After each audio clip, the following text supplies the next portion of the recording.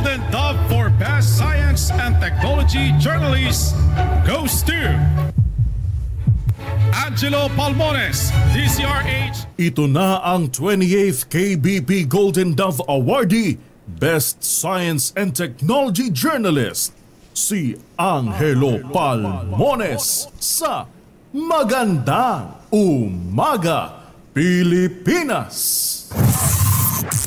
DZRH, Magandang Umaga, Pilipinas! Sa DZRH Radio, DZRH TV at DZRH Online. Kasama si Kuya Angelo Palmones. Magandang Umaga, Pilipinas! Martes tayo ngayon, ikasyam na ng Setyembre 2025.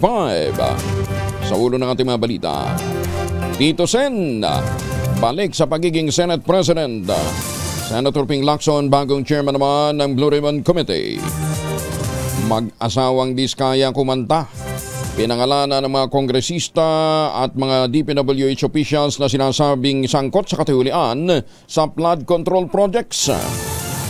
Speaker Romualdez, iba pang miyembro ng Kamara ay tinanggi ang alegasyon ng mga Diskaya. Mayor Magalong inisnab ang investigasyon ng Senado. NCRPO naka-heightened alert pa na naman sa Black Friday protest. Blood moon viewing sa Bukidnon naudlot dahil sa maulap na kalangitan at pagulan, epekto naman ng easterlies. Kasama pa rin natin ang buong radyo natin FM nationwide, ang ating mga action radio station sa Luzon, Visayas at Mindanao. 91.7 FM radio sa Cebu at 94.3 FM sa Jensan. Bagong balita, bagong impormasyon. Kasama si Kuya Angelo Palmones. Magandang Umaga, Pilipinas! Sa detalye ng mga balita, nauwi sa wala ang pananabik ng mga residente ng Bukidnon na masaksihan sana ang pambihirang total lunar eclipse o blood moon na makikita sana sa bansa noong linggo ng gabi hanggang madaling araw ng Lunes. Ayon sa pag-asa, inaasahang magliwanag ng malalim na pula ang buwan sa loob ng higit isang oras, ngunit ang pananabik ay nauwi sa pagkabigo dahil umulan. Nabalot ng makapal na ulap ang kalangitan sa buong lalawigan. Sinabi ni Justine Navarro, weather specialist ang Pag-asa sa Misamis Oriental, nakaranas sa mahina hanggang sa katamtamang lakas ng ulan ang bahagi ng Bukidnon, epekto ng easterlies.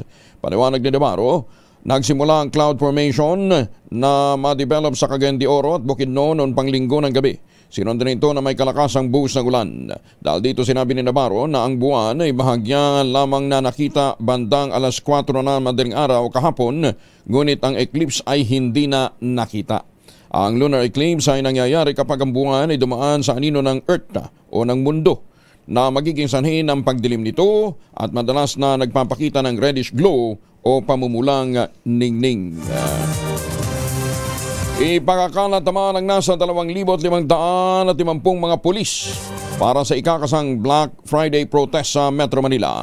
Ayon kay NCRPO spokesperson Police Major Hazel Asilo, naka-heightened alert ang NCRPO sa inaasahang pagdagsa ng mga relistang nagrereklamo kaugnay ng kontrobersyal na flood control projects. Kabilang sa mga lugar na bantay sarado ng mga pulis ay ang paligid ng Batasan, Senado, Mindiola at ang tanggapan ng Department of Public Works and Highways. Gitna Silo, meron na silang minomonitor na 4 na rally events na posibleng ganapin sa Biyernes, September 12, ngunit hindi pa kumpirmado kung may mga basbas ito ng mga lokal na pamahalaan. Sa ngayon po, meron po tayong 4 na activities na inaabangan. Meron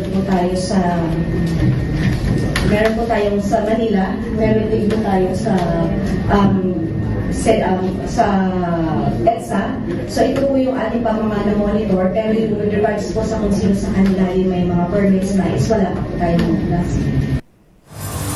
Pinangunahan naman ni Acting PNP Chief Lieutenant General Jose Melencio Nartates ang paggagawad ng pagkilala sa mga natatanging pulis na kabilang sa Outstanding Filipino list ng Metro Bank Foundation.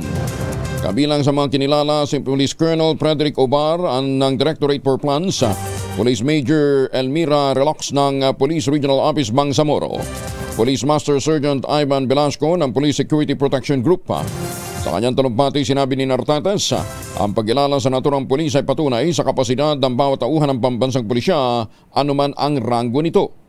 Their stories prove that no matter the rank, whether leading with vision, mentoring with compassion, or serving on the front lines with courage and resilience, every member of the PNP has the capacity to make a lasting difference. Iniimbestigahan na ng Philippine National Police ang mga tauhan ng anti-kidnapping group. Ito ay matapos na makitang nakaparada sa Campo Crame ang isang SUV na sangkot sa rentangay at kidnapping ng 3 Chinese at 1 Pinoy. Ayon kay PNP spokesperson Brigadier General Rondal Tuanio, mananagot ang mga responsable sa naturang kaso. Ang Ford Everest ay natunto na may-ari noong August 6 gamit ang GPS at nadiskubring nakaparada ito malapit sa officers' quarters. Binala naman ng Department of Information and Communication Technology at Cybercrime Investigation and Coordinating Center ang publiko na posibleng magkaroon ng holiday mula sa Facebook at iba pang social media platforms. Ayon kay DICT Secretary Henry Aguda, ang sentro ng kanilang pagsisiyasat ang Facebook dahil dito karaniwang lumalaganap ang mga fake news at bentahan ng illegal vapes online. Ginit ng CICC na kapag patuloy na hindi sumunod sa ang mga platforms sa mga panunturan, maaari silang i-block pansamantala para maprotektahan ang seguridad at interes ng publiko. Bagong balita, bagong impormasyon, kasama si Kuya Angelo Palmones. Magandang umaga, Pilipinas! Ay mga misis, may araw ba si Mr. pag-uwi galing ng trabaho at italian sa germ sa katawan nila para labanan ng amoy araw at amoy pawis, gumamit ang Shield Bath Soap regularly. Unbeatable ang Shield sa paglaban sa germs versus another brand may shea butter. Pampalambot ang kutis sa presyong abot kaya $12.50 SRP. Kaya naman recommended ito ng Philippine Nurses Association. Kaya mga misis ay challenge yun sa buka ng Shield Bath Soap. Galit sa sakit may malasakit, sulit na sulit.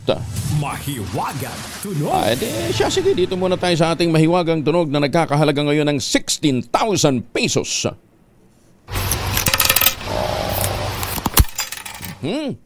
Ano yung item na yan? 18th century pa pala ginagamit. Ano? Ganyan katagal na. Pero hindi pa rin nila mahulaan. Gawa sa metal, yung dalawang item na madalas na ginagamit sa mga ospital. Ang inyong mga sagot, ipapadala po ninyo sa 0919-282-6485. Sundin ang tamang format po ng pagdetext sa empty space, name slash, address slash, contact number slash, at ang inyong sagot. Isang beses lamang po maaaring mag-text sa ating text line gamit ang inyong mobile number. Sa mga sasagot online, kinakailangan meron po kayong sharer badge. Ayan ha. Klaro yan!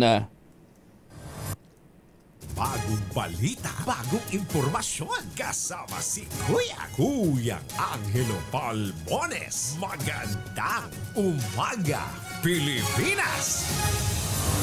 14 na makalipas ang alas 4 ng umaga, nananawagan naman si Philippine Amusement and Gaming Corporation Chairman at CEO Alejandro Tenco para sa mas mahigpit na regulasyon ng online gaming sa halip na total ban. Dahil lalo lamang dadami ang mga iligal na operasyon, mababawasan ang kita ng pamahalaan kung ipagbabawal ito ng tuluyan. Sa ginanap na Light and Wonder e-gaming symposium sa Newport World Resort sa Pasay City, sinabi ni Chairman Tenco na ang reforma ng PAGCOR, kabilang dito ang pagpababa ng license fee rates, ay nagbunsod na ng mabilis na paglago ng electronic gaming. Mula 58.16 billion pesos noong 2023, umakyat na ito sa 154.51 billion. Yan daw po ang gross gaming revenue ng electronic games para sa 2004. Halos kalahati ng 372.33 billion pesos na kabuang GER ng buong industriya. Sa unang 6 na buwan naman ng 2025, bumalo na sa 114.83 billion pesos. Mas mataas kaysa sa kita ng land-based casino at nag-angat ang kabuang revenue ng PAGCOR sa 59 billion pesos. Ayon kay Chairman Tenco, nagpatupad ng PAGCOR ng mga reforma gaya ng paghiwalay ng regulatory at operational functions ng ahensya, mas mahigpit na patakaran sa advertising, mas matibay na paggalang o pananggalang para sa mga manlalaro na dapat ay maging responsable sa paglalaro, at ang paglulunsad ng 24/7 helpline. Bukod dito, gumagamit na rin ang PAGCOR ng digital tools tulad ng PAGCOR Guarantee Portal at AI-driven monitoring system para palakasin ang transparency at compliance ng mga operator. Nagpahayag naman ng suporta si Speaker Ferdinand Martin Romualdez sa Zero Balance Billing Initiative ng Pangulong Bongbong Marcos na isang manong mahalagang hakbang para magkaroon ng universal healthcare sa bansa. Pinuri ni Romualdez ang ulat ng Department of Health na umabot na ng 298,221 patients ang nakikinabang ngayon sa programa. Ito'y katumbas na ng 26.4 billion pesos na laga ng hospital expenses sa mga ospital ng gobyerno. Idinagdag pa niya na matapos bigyan ng Pangulong Marcos na ang inisyatibong ito ng pansin sa kanyang State of the Nation address noong Hulyo, pinalawak ng DOH ang saklaw mula 22 sa mahigit na 80 hospital sa buong bansa. Inilarawan ng pinuno ng Kamara ang Zero Balance Billing Program bilang puso ng pamamahala ng Pangulong Marcos, isang pamahalaang nakaugat sa malasakit at paggalinga na isinasabuhay sa konkretong aksyon. Ayon naman kay Health Secretary Ted Barbosa, naging malaking tagumpay ang programa dahil tumaas ang bilang ng mga pasyenteng na-admit sa mga DOH hospital mula 3,297 umakyat ito ng 4,067 kada araw. Matapos hikayatin ng Pangulong Marcos ang publiko na gamitin ang Zero Balance Policy. Ibinalik naman ng Bureau of Customs ang pulisiya nito na agarang magsuspinde ng mga broker at mga importer na mapapatunayang lumabag sa pulisiya ng Customs kahit na first offense pa lamang. Sa ilalim ng Customs Memorandum Order 12-2021, papatawan ng hanggang 70 araw na suspensyon ng mga broker at mga importer kapag may kargamentong naglalaman ay pinagbabawal na produkto, walang kaukulang permit o na-forfeit dahil sa paglabag sa Customs Modernization and Tariff Act. Ayon kay Commissioner Rayrel Nepomuceno, lain ang hakbang na ipakita ang seryosong pagpapatupad ng batas ng komisyon habang sinisiguro na hindi maapektuhan ang mga lehitimong kargamento. Pagtitiyak din ni Nepomuceno, igagalang pa rin ang due process at hindi maantala ang mga kargamento pagdating o kargamentong dumarating bago ang implementasyon ng naturang suspension for order. Susuporta naman ang World Bank para sa 5 taong US $70 million initiative upang bumuo ng co-insurance pool na magiging panangga ng Philippine agriculture mula sa tumataas na banta na may kinalaman sa klima.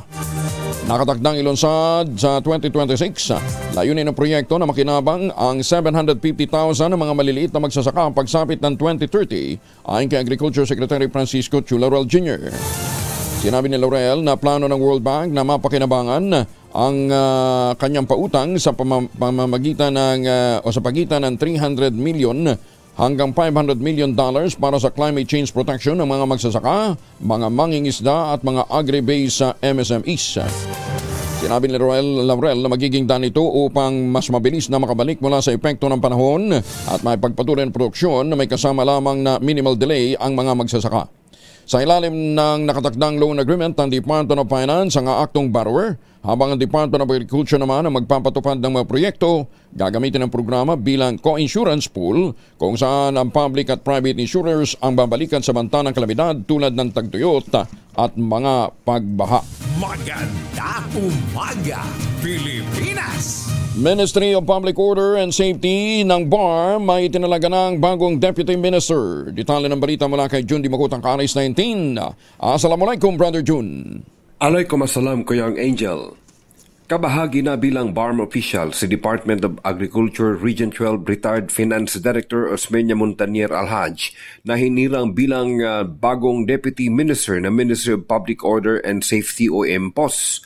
Nanumpa sa Deputy Minister Montanier sa harapan ni BARM Chief Minister Abdul Rauf Makakwa na ayon kay Makakwa, ang pag-upong ito ni Deputy Minister Montanier sa posisyon ay sumasalamin sa patuloy na pagtupad sa mga pangakong palakasin ang mga institusyon na nangangalaga sa seguridad, kapayapaan at sa mabuting pamamahala sa Bangsamoro. Sa mga nagdaang panahon, si Director Montanier ang isa sa mga masugid na supporter at kaibigan ng MILF. Sa kanyang panunungkulan ngayon, inaasahang magagamit nito ang kanyang expertise sa paghandle ng mga masiselang sitwasyon, partikular sa mga usaping pangkapayapaan. Ayon pa rin kay ICM Makakwa, ang paghirang na ito kay Ginoong Montanier Alhaj ay magsisilbing paalaala na ang pangmatagalang kapayapaan at kaayusan ay siyang magiging pundasyon ng isang makatarungan at maunlad na pamahalaan ng Bangsamoro. Mula sa Central Mindanao, RH19, June Dimakutak, DZRH, una sa Pilipinas, una sa Pilipino. Sukran, June. Maganda umaga, Pilipinas! 21 na makalipas ang alas 4. Oy mga mamis, o pwede tayong mag-laundry day today, ha? Kunot noo ka ba kapag makapit, madikit at malupit ang mancha? All you need is Pride. At mapahirapan ang self-con sa Pride, easy at worry-free naman ang laundry. Sa triple stain away formula, tanggal ang matitindi mancha based on test at chocolate. Made and sabon on cotton, gawa po ito ng ACS. Nako! Bad news! Bad news sa mga motorista, lalong-lalo na ang gumagamit ng krudo. Epektibo na mamayang alas 6 ng umaga ang panibagong taas presyo ng mga produktong petrolyo. Sa magkahiwalay na abiso ng mga kumpanya ng langis, 1.40 ang magiging dagdag singil sa kada litro ng diesel. Piso sa gasolina, 70 centimos naman ang sa kerosene. Ang naturang price adjustment ay bunsod ng US sanctions sa Iran, pagtigil ng exports sa refinery ng India at ng lumalalang tensyon sa pagitan ng Russia at ng Ukraine. Utang na loob, sana matigil na yung mga bakbaka na yan, ano ha? Sinisikap naman ng Department of Energy na pababain ang singil sa kuryente bago matapos ang termino ng Pangulong Bongbong Marcos Jr. Ayon kay Environment o Energy Secretary Sharon Garin, target nilang may sa katuparan nito gayon din ang pagtitiyak na sapat ang supply ng kuryente bago ang Hunyo ng 2028. Tinatrabaho po namin yan lahat para ma-increase ang supply. Hindi po ganun kasimple kasi private niya ito eh. Pero ang aming tinatrabaho ay mabawasan po ang presyo ng electricity. Kaya inaayos namin kung saan dapat ang planta, ilang planta dapat kada isla. Kasi po kung malayo kinukunan mo, magiging mahal talaga yan. Kasi dadaan pa ng transmission eh. Gayunman, tiniyak ng kalihim na tinatrabaho na rin ito ng Department of Energy bilang paghahanda sa posibleng investor sa mga susunod na taon. Nuclear ba talaga? Wala nang pag-asa sa atin, Secretary? Ay pag-asa. Mangyayari yan kasi ito po ang isa sa pangangailangan ng bansa. Hindi lang po solar, hindi lang wind, kundi hindi lang na coal at diesel at lahat. Dapat kasi lahat na technology meron tayo. Hindi lang mangyayari siguro sa ngayong administrasyon. Pero tinatrabaho na namin po ang licensing nito, ang mga evaluation, lahat na training ginagawa na para mangyari na siya. Kung matuloy man siya, diba, may investor na tayo, ready na yung Pilipinas. Maganda umaga, Pilipinas! Tiniyak ng Malacanang kinikilala at ginagalang nito ang inisyatiba ng Kongreso na imbestigahan ang umano'y korupsyon sa flood control projects kasabay ng paghahanda ng Executive Department na bumuo ng isang independent commission para naman sa masusing pagsisiyasat sa issue. Sa budget hearing ng Office of the President, tinanong ni House Minority Leader Marcelino Libanan sa Executive Secretary Lucas Bersamin hinggil sa mga ulat ng Executive Draft Order para sa isang independent probe sa mga irregularidad sa flood control na binabanggit ng Pangulong Bongbong Marcos sa kanyang State of the Nation Address o SONA. Kinumpirma ni Bersamin na gumagawa ang Malacanang ng naturang kautusan at binigyan din ang layunin nito ito pa rin ang pangako ng Pangulo sa kanyang SONA na imbestigahan ang korupsyon sa mga infrastructure project. Binigyan din pa ng kalihim na hindi hahadlangan ng palasyo ang Kongreso na magsagawa ng sarili nitong investigasyon. Ipinaliwanag ng Executive Secretary na ang komisyon na lilikain sa pamamagitan ng Executive Order ay lalagyan din ng takdang panahon. Itinanggi naman ni Speaker Ferdinand Martin Romualdez ang mga alegasyon na lumabas sa isinagawang pagdinig ng Senate Blue Ribbon Committee. Tinawag nitong kasinungalingan at malisyoso ang paggamit ng kanyang pangalan, naglalayong dungisan lamang ang kanyang integridad at pahinain ang Kongreso. Sinabi pa ng Speaker, yun daw pong pahayag ng mag-asawa Diskaya sa kanilang apidamit ay isang malisyoso at walang ibang layunin kundi mag-name dropping. Sinabi ni Speaker Romualdez, "Let me be clear, wala akong kinalaman, wala akong pahintulot at wala akong basbas sa mga ganyang gawain." Binigyan din pa ng leader ng Kamara na ang Kongreso ay nag-aproba lamang ng budget, walang papel sa pagpapalabas ng pondo o pagpapatupad ng proyekto na siyang trabaho naman ng Department of Public Works and Highways. Mariinding itinanggi ng mga miyembro ng Kamara de Representantes na sina House Committee on Tourism Chair Eliandro Jesus Budoy Madrona ng Romblon, Deputy Majority Leader Vargas ng Quezon City at House Committee on Basic Education Chair Roman Romulo ng Pasig ang alegasyon ng mag-asawang kontratista na sina Pacifico Curly Diskaya at na Sara Diskaya sa pagdanig ng Senate Blue Ribbon Committee na sila tumanggap ng kickback mula sa mga proyekto ng gobyerno. Sinabi ni Madrona na itinatanggi niya ang paratang na yan ni Diskaya at na to my recollection wala akong project sa kanya, so anong basehan ang sinasabi niyang pagbibigay niya sa akin? Muling ibiniit ni Madrona ang kanyang paninindigan para sa malinis at transparent na pamamahala at sinabing walang basihan at walang katotohanan ang mga alegasyon. Mukhang hindi alam ho ng mga Diskaya kung gaano kayaman si Budoy Madrona sa Romblon. May-ari yata ito ng Romblon eh. Sila ho ang pinakamalaking shipping magnate dyan po sa Romblon. Itinanggi naman ni Vargas ang pahayag ng mag-asawang Diskaya na nag-uugnay sa kanya sa manoy anomalya at binigyan din na wala silang naging proyekto kailanman sa kanyang distrito. Sinabi ni Vargas na 100% not true. Kaya nagtatanong siya kung anong motibo ng may ito. Binigyan din pa ni Vargas na imposible para sa kanyang makinabang mula sa mag-asawa dahil wala namang proyekto may ito sa kanyang nasasakupan. Tinawag naman ni Congressman Romulo na isang diversionary tactic ang testimonya ng mag-asawa. Sinabi pa ng mababatas na kahit nung unang term niya bilang lawmaker, hindi siya nakailanman sa mga bidding process ng DPWH. Testigo naman si dating pulis at PCSO chief na si Colonel Royina Garma laban kay Pangulong Digong Duterte sa International Criminal Court kaugnay ng kasong crimes against humanity. Ito ang pinahayag ni Justice Secretary Jesus Crispin Remulla matapos kumpirmahin na muling lumabas ng bansa si Garma noong linggo ng gabi patungong Malaysia para magpakita sa mga opisyal o makipagkita sa mga opisyal ng ICC. Naniniwala na naman si Remulla na malakas ang magiging pahayag ni Garma laban kay dating Pangulong Digong dahil ito niya ang pinakamataas na ranking officer ng pulisya na may nalalaman sa drug war, reward system at iba pang mga issue. Magugunitang noong Biyernes, bumalik ng Pilipinas si Garma mula US, ngunit umalis muli upang paghandaan ang pagharap sa korte laban naman kay Mayor Digong. Senior citizen binarel at napatay sa Bukay, Abra. Detalye ng balita mula kay Romy Gonzalez sa Rich 41 na imbag na bigat, Romy.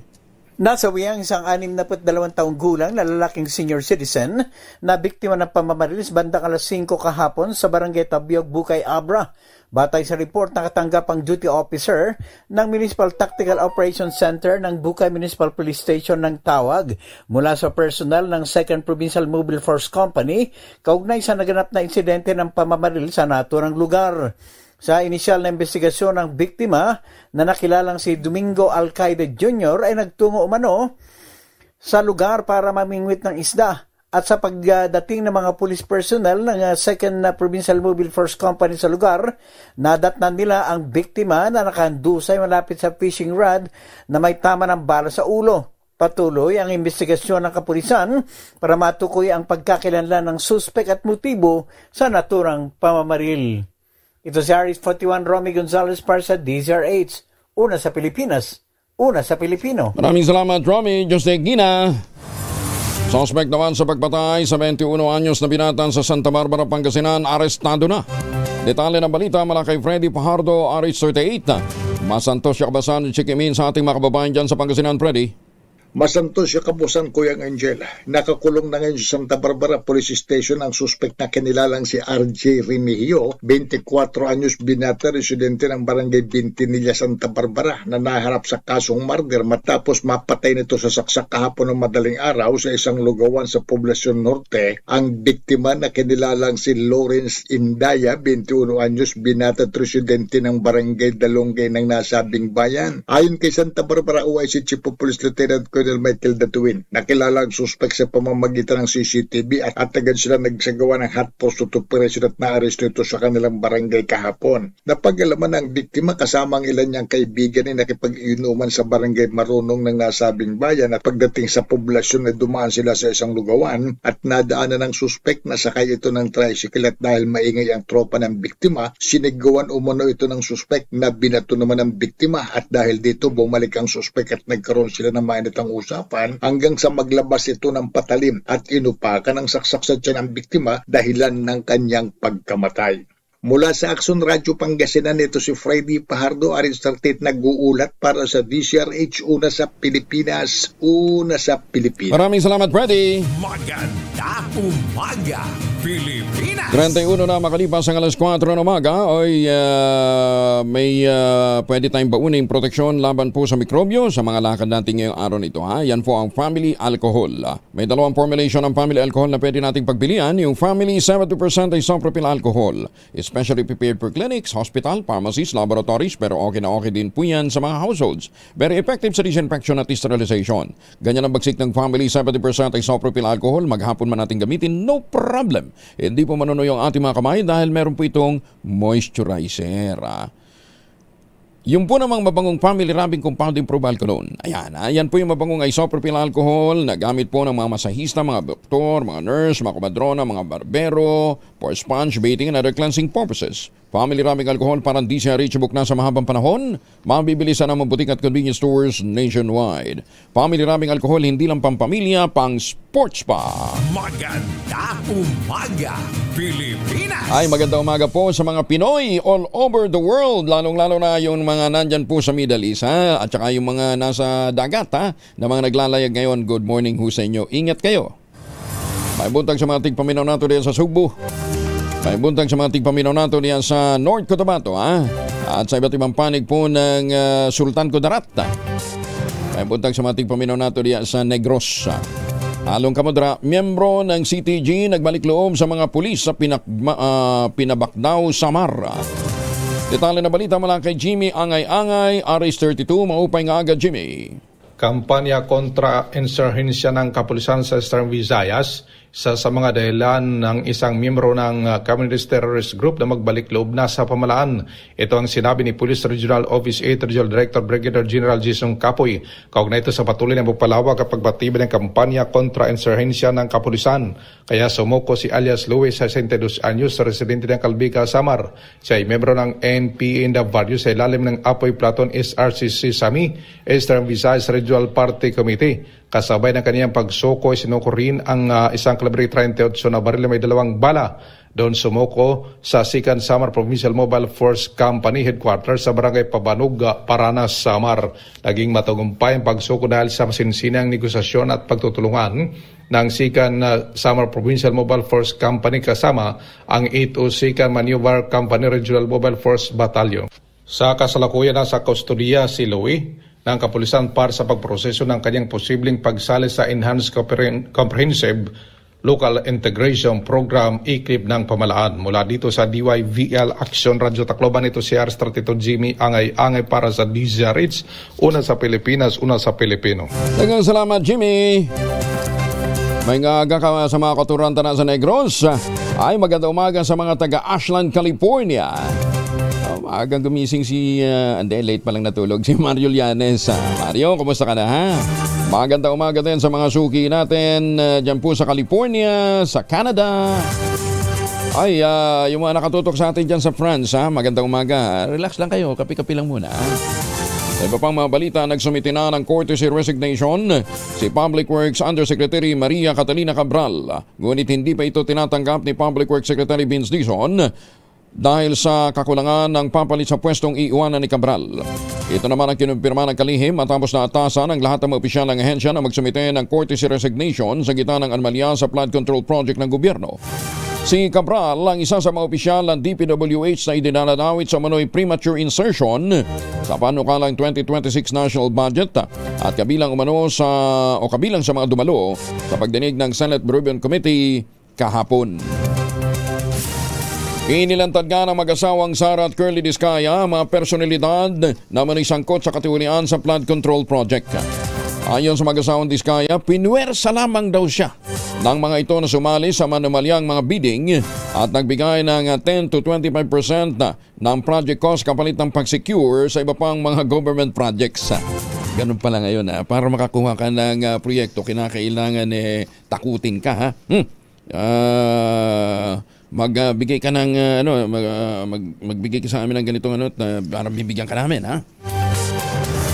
Kabilang sa mga pinangalan ng mga kongresista na pumalag na si Pasig City Congressman Roman Romulo, Osuag Ilonggo Party List Representative Jojo Ang, Quezon City Representative Patrick Michael Vargas, si Quezon City Representative Juan Carlos Arjo Ataide, si Aga Party List Representative Nicanor Nicky Briones, Marikina Representative Marcelino Marci Teodoro. Nagtataka naman tayo kay Congressman Marci Teodoro. Kababalik pa lamang nito sa Kongreso. 9 years itong naging mayor ng Marikina. San Jose del Monte, Bulacan Representative Florida Robes, Romblon Representative Leandro Jesus Madrona, Congressman Benjamin Agarao Jr., Anwaray Party List Representative Florencio Bemnuel. Teka, matagal na hindi congressman si Bemnuel. Occidental Mindoro Representative Odi Tariela, Quezon City o Quezon Representative Renente Arrogancia, Quezon City Representative Marvin Rillo, si Aklan Representative Ted Haresco, Zamboanga Sibugay Representative Antonieta Yunela, Caloocan City Representative Dina Sisio at Quezon City Representative Marivic Copilar. Kabilang naman ang ilan sa mga opisyal ng DPWH na pinangalanan din. Kasama dito ang Regional Director na si Virgilio Eduardo ng DPWH ng Region 5. Umaga, Pilipinas. Aba, si Maine Mendoza, dinipensa ng asawang si Arjo Ataide matapos si Dawit na mag-asawang Diskaya sa usapin ng flood control project. Detalye ng balita mula kay Gorgie Rula. Gorgie, good morning. Mainit pa rin pinag-uusapan ng pasabog ng mag-asawang Curly at Sara Diskaya na kung saan ay binanggit nilang ilang mga kongresista na tumatanggap umano ng porsyento sa mga projects na ina-award sa kanila. Sabi ng ibang taga-showbiz, kagaya ng aktor-politician na si Congressman Arjo Ataide. Pagkatapos ng revelasyon ng iyon ng mag-asawang Diskaya sa Senado, buhay na naman ang mga netizens na nakikisawsaw sa issue. Pati ang grupong Aldab ay idinamay pa si Alden Richards at sinisisi nila si Congressman Arjo na siyang sumira raw sa magandang relasyon ni Maine Mendoza at Alden Richards. Pero pinanindigan pa rin ni Maine ang kanyang asawa. Kagabi ay nag-post si Maine Mendoza sa kanyang social media account ng statement bilang pagsuporta sa asawang si Congressman Arjo. Ani Maine, teka lang muna, those are baseless allegations. Please refrain from throwing hate and personal attacks at him, including me and our family until facts came out. I am with my husband in this. Wala siyang ginagawang masama sa loob. He has been doing his best to serve the people of his district in Quezon City. Since the beginning, I sincerely hope and pray that the people who are truly responsible will be held accountable and that innocent individuals be spared from this mess. Napaka-unfair. End of quote. Yan ang pahayag ni Maine Mendoza. Gorgie Rula po nag-uulat mula sa showbiz ng DZRH. Una sa Pilipinas, una sa Pilipinas. Maraming salamat na Gorgie. Iimbestigahan naman ang binubuong Independent Commission ng mga personalidad na dinawit ng mag-asawang Curly at Sara Diskaya sa Senate Blue Ribbon Committee hearing.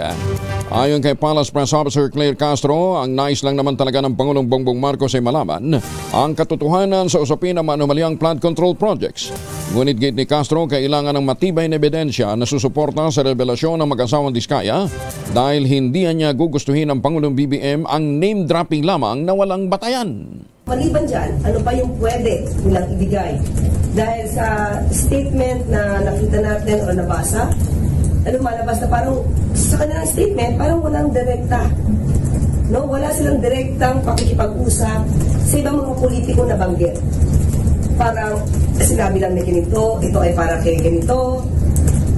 Doon siguro magkakaroon, in a way, ng question kung paano niya magkaroon ng link. So kailangan yung link na maibigay nila ay matibay para talagang matuntun kung sino talagang pinaka-involved dito.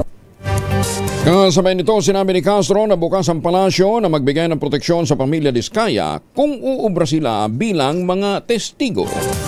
Magandang umaga sa mga Pilipino dyan sa Honolulu, Hawaii. Maring itinanggi naman ni Ako Bicol Party List Representative Saldico ang mga alegasyon laban sa kanya sa pagdinig ng Senate Blue Ribbon Committee na wala umanong basihan, may tuturing na chismis at meron lamang motibong politikal. Iginiit ni Ko ang alegasyon laban sa kanya hindi lamang may tuturing na hearsay kundi may motibong politikal para i-mislead ang publiko at umiwas sa accountability. Nagmula ang mga paratang sa joint affidavit ng mag-asawang kontraktor na sina Curly at Sara Diskaya at nagsabing humingi ng kickback ang ilang kongresista mula sa mga flood control project. Binigyan din ni Congressman Saldico na ang 2025 General Appropriations ay dumaan sa tamang proseso ng legislatura at kasalukuyang sumasailalim pa ng judicial review. Sinabi ng kongresista ang 2025 GAA ay sinertipikahan, inoprobahan ng 2 koponan ng Kongreso at may lagda ng Pangulong BBM. Gayunman itinuturo ni Ko na ang bisa ng 2025 GAA ay kasalukuyang paksa ng kaso ng Korte Suprema at ng Office of the Ombudsman, kaya umiiwas na muna siyang magkomento hinggil dito. Ibinasura ni House Speaker Ferdinand Martin Romualdez sa naging pahayag ng tinanggal na Senate President na si Chis Escudero na may tuturing na legislative accomplishment ang mga pagdinig ng Blue Ribbon Committee. Sinabi ni Speaker Romualdez na maituturing ang mga pagdinig ng Blue Ribbon na bahagi lamang ng kanyang legacy pero unfair naman para sa mga mamabatas na napulaan dahil sa mga unfounded claims. Binigyan din ng Speaker na ang nangyari sa mga pagdinig ay mas may kinalaman sa politika, sa paninira kaysa sa paghanap ng katotohanan. Iginiit na mga alegasyon ay nagmula sa mga questionableng personalidad. Sinabi pa nito na ang pananagutan kung tunay na ipatutupad ay dapat na laging nakabatay sa ebidensya dahil ang chismis at walang basehang paratang hindi magagamit para sa pagkamit ng hustisya. Mas mabilis at mas ligtas ang biyahe ng mga magsasaka at mga residente ng Angat Bulacan sa pamamagitan ng itinatayong 96-meter Laog Bridge. Ayon kay Public Works Bulacan 2nd District Engineer George Santos, ang naturang proyekto ay suportado ng Pangulong Bongbong Marcos at ito'y magkukonekta sa mga magsasaka ng Barangay Laog at Santa Cruz sa National Highway. Iginit ni Santos na makatutulong niya ito para sa mas mabilis at mas abot kayang pagtransport ng agricultural goods. Ang konstruksyon ng naturang tulay ay nagsimula noong Marso 21 ng 2024. Ipinatutupad ito by phase. Ngayon yata nasa phase 1 pa lang para matiyak na matibay ang struktura nito. Sa ngayon ay 80% ng kumpleto ang Laog Bridge at target na matapos pagdating ng Pebrero 5 ng 2026. 80% na pala. Mabilis na naman ito. Away magkapatid nauwi sa pananaga, isang patay sa Lauang, Northern Samar. Detalye na balita mula kay Jane Galit Bantayan, RH34. Jane, good morning. Humantong sa pagpatay ang personal na away ng magkapatid na parihong lalaki na naganap sa Barangay Hibatangan, Bayan na Lauang, Northern Samar noong araw ng Linggo matapos sa tagain ng nakakabatang kapatid na isang 26 na taong gulang ang nakakatanda niyang kapatid na isang 41 taong gulang. Ayon sa report ng pulisya, itong magkapatid ay parehong lango sa alak na sila din mismong magkainuman sa loob ng kanilang bahay. Dahil parehong nasa impluwensya ng alak, nagkaroon ito ng mainit na pagtatalo argumento hanggang sa humantong ito sa physical na pananakit kung saan ayon sa report ng pulisya, pinagsusuntok at pinagtatadyakan ng nakakatandang kapatid ang kanyang nakakabatang kapatid at bumunot pa ito ng patalim. Ngunit itong nakakabatang kapatid ay agad din na kumuha ng itak at walang sabi-sabi na tinaga sa liig ang kapatid na biktima. Dead on the spot ito matapos ang matinding sugat sa kanyang liig. Matapos na mapatay ang kanyang kapatid, agad itong tumakas sa lugar, dala ang itak na ginamit sa krimen. Nagtungo naman sa lugar ang mga pulis upang magresponde at magsagawa ng investigasyon nang i-report ang krimen ng mismong barangay chairman ng nasabing lugar. Ginalang bangkay nito sa Lauang Rural Health Center at isinailalim sa post-mortem examination. Ngunit napag-alaman na matapos ang pagtatago ay napasa kamay na rin ng otoridad itong suspect ng magsagawa ng heart pursuit operation ng mga pulis. Nakakulong na ito ngayon at nahaharap sa karampatang kaso. Mula sa Aksyon Radyo Katarman, RH34 Jane Galit Bantayan ng DZRH, Una sa Pilipinas, una sa Pilipino. Maraming salamat, Jen. Ako, kaya dapat pag-iinom ho ng alak, ilagay sa tiyan, huwag sa bumbunan. Maganda umaga, Pilipinas! Lupit nun ha, nagpatayan, nagtagaan, magkapatid. Ay, susme. Siguro kung kumain na lamang sila ng tsokolate, mas nagyakapan pa sila pagkatapos silang mabusog. Kaya naman yung mga taga-lalawigan ng Quezon, dati ang hilig nito basi, at saka lambanog. Ngayon nagtatanim na ho sila ng kakao para makapag-produce sila ng mas maraming tsokolate. Ang kanilang brand, Tangerine Chocolate. Ang Tangerine Chocolate po ay produkto ng mga magnaniyog ng mga magsasaka dyan po sa lalawigan ng Quezon. Sa tulong nga po ni Dr. Helen Tan, yung pong mga planting material ng kakao galing Davao, hinakot po yan para maitanim sa ilalim po ng mga nyugan dyan po sa lalawigan ng Quezon. Kaya ngayon may sarili na silang brand, yung Tangerine Chocolate. Available yan sa 0919-095-5935. Meron pong mahigit 10 variants ng Tangerine Chocolate ng mga raw material galing po sa ani ng mga magsasaka. I-check po niyo sa tangerinechocolate.ph. Sabi nga po ni Dr. Helen Tan, ipinagmamalaki nila ang Tangerine Chocolate dahil ito'y 100% gawang lokal but taste and looks global dahil tinulungan po ito ng DOST at ng Department of Trade and Industry. Tangerine Chocolate 100% gawang lokal pero talagang ipinagmamalaki ng ating mga kababayan dyan sa Quezon dahil ito po naman ay talagang dating global. Tangerine Chocolate 100% gawang atin. Bataan High School for Sports na isa batas na. Detalye na balita mula kay Danny Kumilang, RH37. Danny, good morning. Opisyal lang na isabatas ang pagtatag ng Bataan High School for Sport sa bayan ng Bagak matapos aprubahan ni Pangulong Ferdinand Bongbong Marcos Jr. ang Republic Act No. 12239 nitong Agosto 29. Layunin ng bagong batas na linangin ang talento at kakayahan ng kabataang atleta sa pamamagitan ng dekalidad na edukasyon, special na kurikulum sa sport at masinsinang pagsasanay upang hihanda sila sa mga lokal at international na kompetisyon.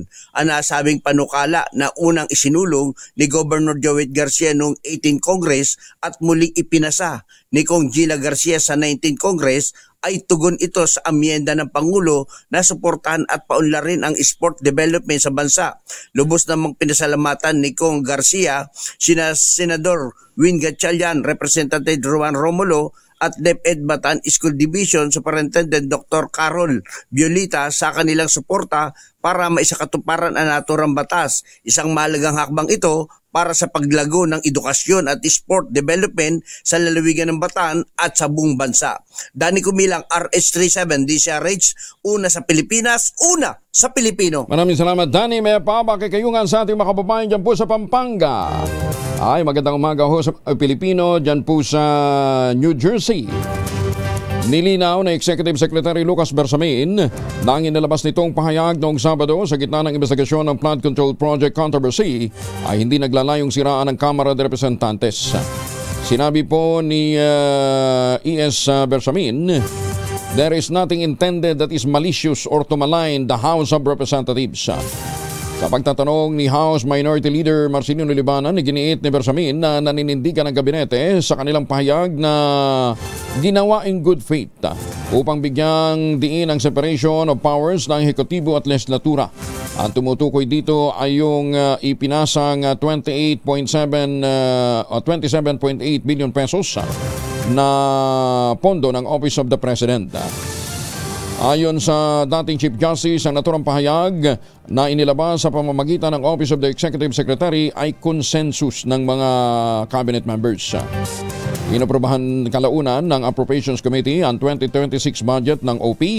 Naglaan ito ng 4.5 billion para sa Confidential at Intelligence Fund at 10.78 billion pesos naman para sa pag-host ng Pilipinas ng ASEAN Summits and related meetings. Iginiit naman ni House Minority Leader Marcelino Libanan ng 4-piece party list na limitado at pansamantala lamang ang kapangyarihan ng Small Committee ng Kamara. Taliwas ay pinalalabas na itong nagdikta kung ano magiging kalabasan ng pambansang budget. Ipiniliwanag ni Libanan ang pagbuo ng Small Committee ay unang ginawa noon pang 18 Congress sa panahon ng Administrasyong Duterte upang mapabilis ang pagtanggap ng mga individual amendments mula sa mahigit 300 miyembro ng Kamara. Ayon kay Libanan, kinakalap lamang ng small committee ang mga panukalang ambyenda bago ito isumite sa plenaryo para sa final voting. Tinukoy ni Libanan na ang kinalabasan ng proseso ay dumadaan pa rin sa debate, amendment at pag-aproba sa harap ng publiko. Binigyan diin ng minority leader ng small committee ay dapat maunawaan sa mas malawak na pagbalangkas ng proseso ng budget. Alas 4:50 ang oras sa buong kapuluan. Suportado naman ni Speaker Ferdinand Martin Romualdez ang panawagan ng Pangulong Bongbong Marcos na magkaroon ng kapanatagan sa gitna ng tensyon sa deliberasyon ng panukalang budget at nangakong makikipagtulungan ng Kamara sa executive branch upang mahihatid ang isang transparent, accountable at tunay na pondong laan sa taong bayan. Sinabi ni Speaker Romualdez na determinado ang Kongreso na gampanan ang oversight function kasabay ng pakikipagtulungan sa executive branch. Aminado naman ang House Speaker na dapat magsimula ang mga reforma sa mismong Kongreso. Idinagdag pa niya na nananatiling komite ng Kamara na makipag-partner sa Pangulong Bongbong Marcos at sa kanyang gabinete upang palakasin ang proseso ng budget at protektahan ang pondo ng bayan. Weekly caucus ng mga senador ibabalik naman ni Tito Sen. Ngayon siya ng Senate President. Detalye ng balita mula kay Raymond Dadpa sa RH28. Raymond, good morning. Mas mapadali ang trabaho sa Senado kung may regular na pag-uusap ang mga senador. Ito ang deklarasyon ni bagong Senate President Vicente Tito Soto III matapos maluklok muli sa pwesto. Ayon kay Soto, gusto nitong tuwing Lunes bago magsimula ang sesyon ay may caucus ang mga senador. Dito nila pag-uusapan ang mga agenda at priority na panukalang batas. Hindi naging bahagi ng liderato ni Senador Francis G. Escudero ang pagsasagawa ng caucus dahil ang gusto niya ay dapat sa open session lagi pinag-uusapan ang mga issues sa Senado. Sa huli sinabi ni Soto na magiging cooperative ang Senado sa Malacanang, ngunit sila ay mananatiling independent. Ito si RH28 Raymond Dadpas para sa DZRH, una sa Pilipinas, una sa Pilipino. Maraming salamat, Raymond. 52 makalipas ang alas 4 ng umaga, oras na para tayo po naman ay mag-ultabayo. Pero sabi nga po ng mga dalubhasa, mga isang oras bago matulog, 2 kapsula, mas mapapakinabang, mas mararamdaman natin ang mga benepisyo ng ultabayo. Ang ultabayo po ay postbiotic with Lactococcus lactis strain plasma. Dumaan po ito sa mahabang clinical trial, hindi testimonial, hindi kwentong kutsero, kundi human clinical trial dyan po sa Japan. Ohayo gozaimasu sa mga suki natin dyan sa Japan. Ang bawat kapsula ng ultabayo ay nagtataglay ng 50 billion cells ng Lactococcus lactis strain plasma. Kaya po napaka-potent po nito na pagpasok po sa ating katawan, ina-activate nga po yung PDC, yung plasmacytoid dendritic cell. Yan po yung tinatawag na madalubhasa na commander ng ating immune system, responsable sa pagtataboy ng mga toksin sa ating katawan habang tayo po ay natutulog, kaya't pinababalik po nito ang lakas ng ating immunity. Nakatutulong ito para ma-achieve natin ang magandang tulog. Siyempre, pagka magandang tulog, magandang gising, magandang disposisyon natin sa kinabukasan. May panlaban tayo sa panibagong hamon ng bukas. Ayan, kung may mga concerns pa ho kayo, lalong-lalo na yung mga senior citizen, yung mga nanglulupay-pay na si junior, ayan, mag-text lamang ho kayo sa 0931-033-2871 para maipaliwanag sa inyo ng mga medical experts ang mga benepisyo ng Ultabayo. Ulitin natin, 0931-033-2871. Ang Ultabayo po ay rehistrado sa Food and Drug Administration, halal certified. Available po ito sa Southstar Drug, Mercury Drug, HB1 Plus Pharmacy, John's Pharmacy, Amesco Drug at Curamed. At ito pang magandang balita. Kapag bumili ka ng isang box ng Ultabayo Postbiotic, yung 30 capsules sa alinmang Mercury Drug Store sa buong bansa, makakakuha ka ng free 100 peso Mercury Drug Certificate. Pero tatagal po ito hanggang July 31, 2026 lamang per DOH FDA CFRR permit number 0981-0/2025. Muli ang mahalagang paalala, ang Ultabayo ay hindi gamot at hindi dapat gamiting panggamot sa anumang uri ng sakit. Maganda umaga, Pilipinas! Ayan, 5 minuto na lamang bago po sumapit ang alas 5 ng umaga. Papasukin na rin ng SM Prime Holdings ang offshore bond market para lalo pang palawigin ang kanilang portfolio. Ito ay sa pamamagitan ng 3 billion euro medium-term note o EMTN program na itinatag ng SM Investment Corporation at SM Prime noong pang nakarang taon. Inatasan naman ng SM Prime ang HSBC, JP Morgan at Standard Chartered Bank, gayon din ang UBS bilang joint lead managers at joint book runners na siyang mangangasiwa sa income investors calls ng Asia at Europa. Samantala, joint domestic managers naman ang BDO Capital at ang China Bank Capital. Sa ilalim ng EMTN program, maaaring pasukin ng mga kumpanya ang offshore bond market para pondohan ang kanilang mga expansion program. Oy, pero ito naman ho yung latest dyan ho sa Amerika ha. Ikinagulat ng nasa may 500 mga manggagawa ang ginawang raid ng US Immigration sa kanilang pinagtatrabahuang battery factory sa southern state ng Georgia sa Amerika. Karamihan sa 475 na mga manggagawang na aresto sa pabrika ay mga Korean national na nagtatrabaho sa Hyundai LG Battery Factory. Ayon sa US Immigration, ito na ang pinakamalaki nilang operasyon kaugnay ng nationwide anti-immigration crackdown ng administrasyon ni US President Donald Trump. Maraming kinundin naman ito ng South Korean government at umapila sa gobyerno ng Amerika na galangin ang karapatan ng mga investor kasabay ng agarang pagpapadala ng eroplano para sunduin ang kanilang mga kababayang inaresto. Lupit ano ha? Nung maaresto yung kanilang mga kababayan dun hindi lang ho nagwala. Hindi lang ho nagalit. Nagpadala pa ng eroplano. Ba? Matibay din naman ng matibay din naman ng Korea in terms of being an economic giant. Lalong-lalo na dito po sa Southeast Asia. Hindi nga nakikipagbangayan ang Kamara de Representantes kay Executive Secretary Lucas Bersamin. Ito naman ang nilinaw na tingog Party List Representative Judas Sidre kasunod ng pahayag ni Bersamin na dapat munang linisin ng Kamara ang kanilang bakuran bago magturo ng iba. Ayon kay Sidre, lahat naman ng tao ay galit sa katiwalian at dapat papanagutin ang mga sangkot sa mga katiwalian kahit pa miyembro ng Kamara o mga tiwaling opisyal ng gobyerno. Dapat itong panahon na to, hindi na nagtuturuan kung sino may kasalanan. Ako, I welcome the challenge of ES Bersamin. Sige, linisin natin ang Kamara de Representantes, pero we also exact the same amount. And I think that's where the party leaders are coming from. We also exact the same level of accountability from everyone else. So dapat daw lahat managot, ha?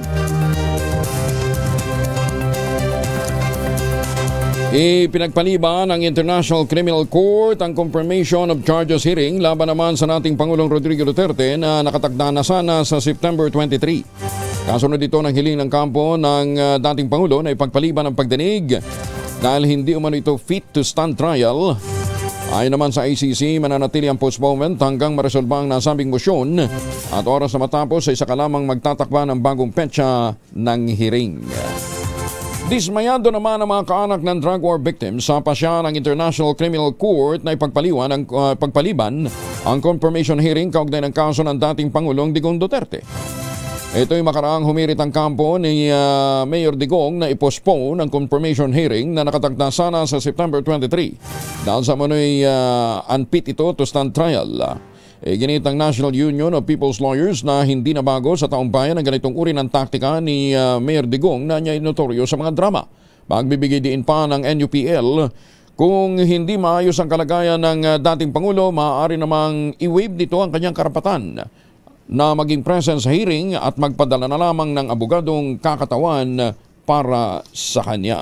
Maganda umaga, Pilipinas! 1 minuto na lamang, alas 5 na ng umaga. Journalist goes to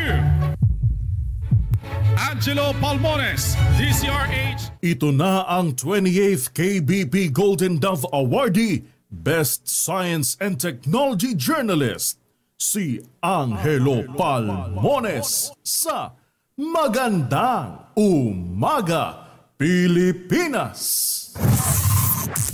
DZRH, Magandang Umaga, Pilipinas. Sa DZRH Radio, DZRH TV at DZRH Online. Kasama si Kuya Angelo Palmones. Magandang Umaga, Pilipinas. Ay, ngayon nga po ay Martes, September 9, 2025. Kasama pa rin natin ang buong radyo natin, FM Nationwide, ang ating action radio station sa Luzon, Visayas at Mindanao. 91.7 BNFM Radio sa Cebu at 94.3 FM sa Jansan. Yan po naman ang mga DCRH News FM. Si Chanel Dominguez mula sa Pag-asa, kasama na natin. Ma'am Chanel, good morning. Magandang umaga din po sa inyo, Sir Angel, at magandang umaga din po sa mga taga-subaybay natin para sa ating weather update. Sa ngayon, wala naman tayong minomonitor na anumang bagyo or low pressure area sa loob at labas ng ating Philippine Area of Responsibility na possible maka-apekto dito sa ating bansa sa susunod na 2 hanggang 3 araw. Sa ngayon, umiiral pa rin ang easterlies or yung mainit at malinsangan na hangin na nagagaling sa dagat Pasipiko dito sa Southern Luzon, Visayas at Mindanao. Dulot nito, asahan mo natin mataas ang tsansa ng mga pag-ulan dito sa Bicol Region, Quezon, Marinduque, Romblon, Aklan, Capiz, Northern Samar at Eastern Samar.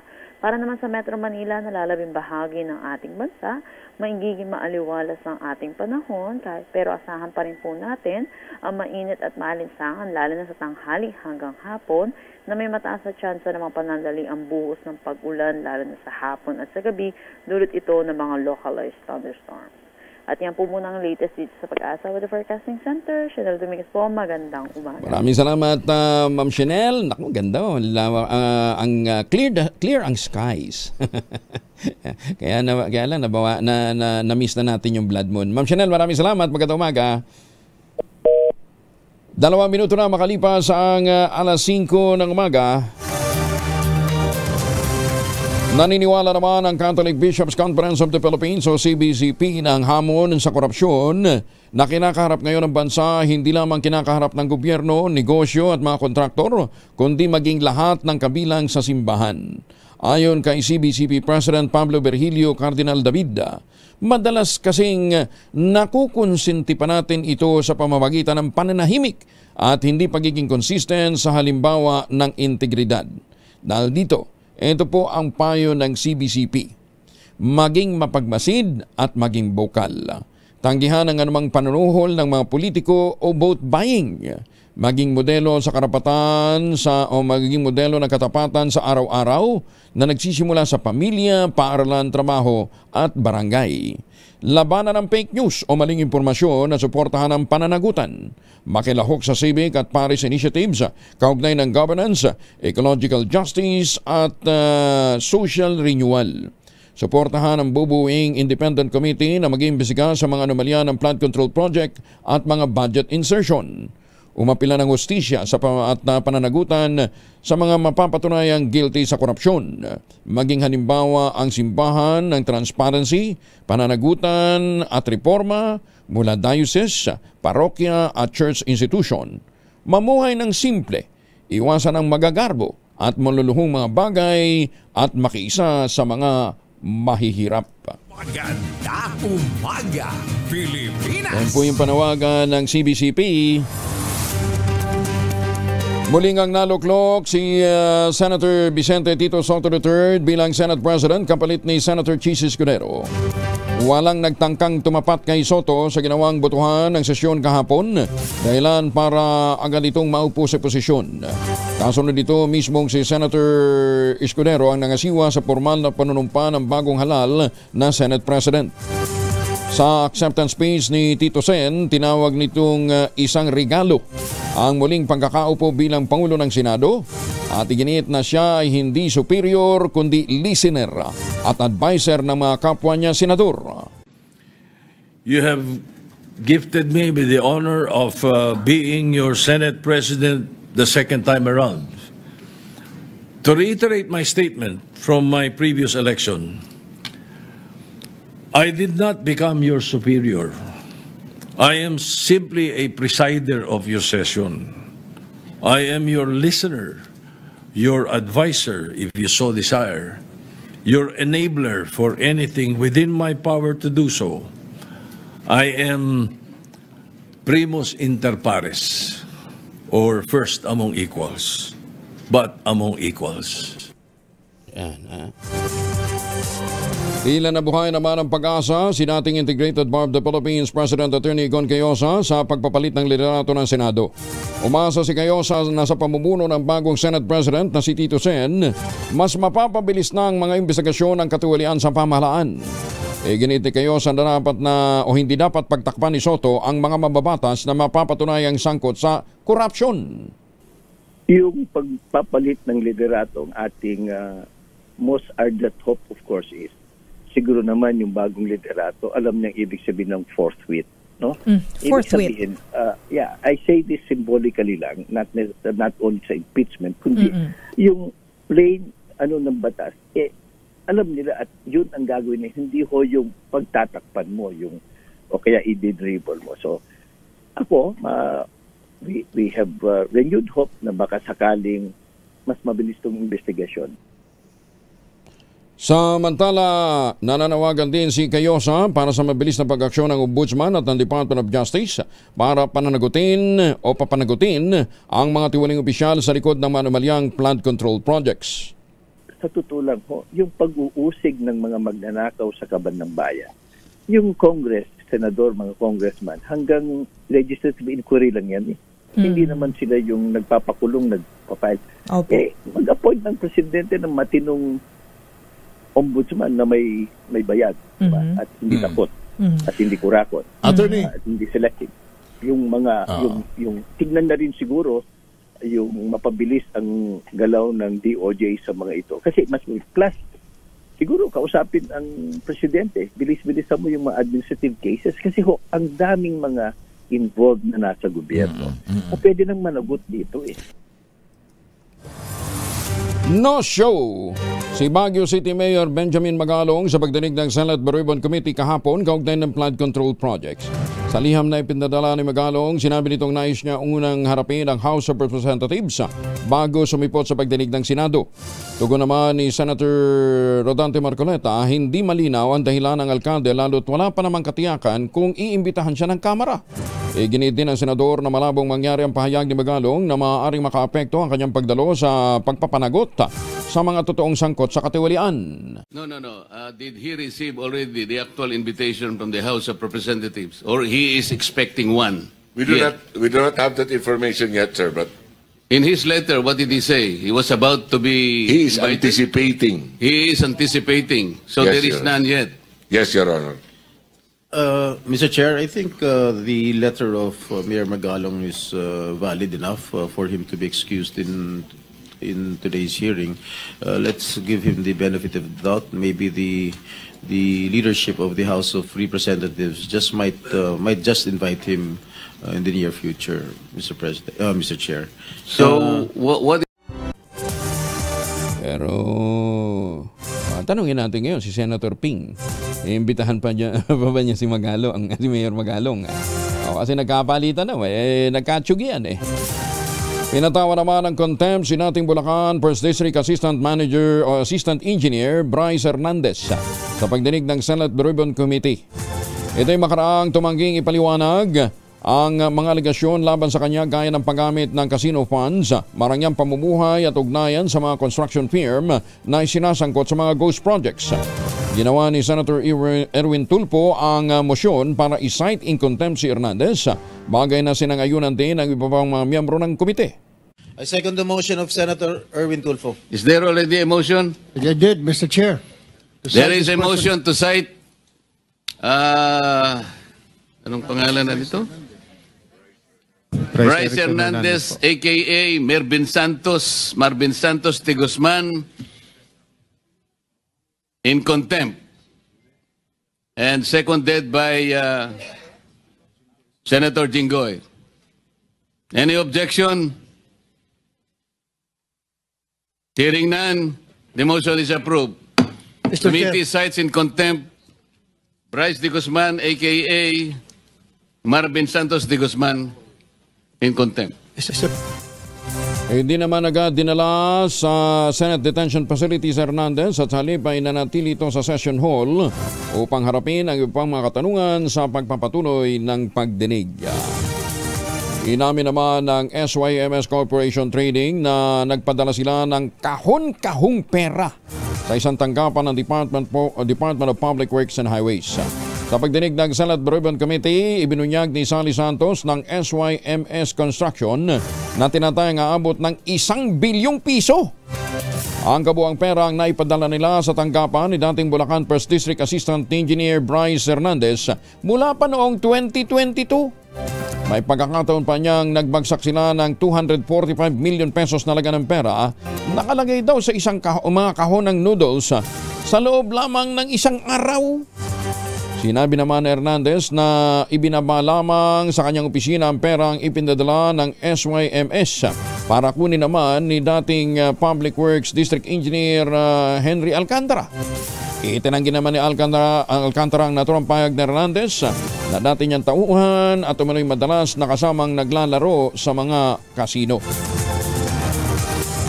Pero dapat ho talaga mapabilis ho itong mga ganitong klase ho ng investigasyon. Alam niyo ho ba? Meron hong mga negosyante ngayon, ha? Banggitin na natin, ha?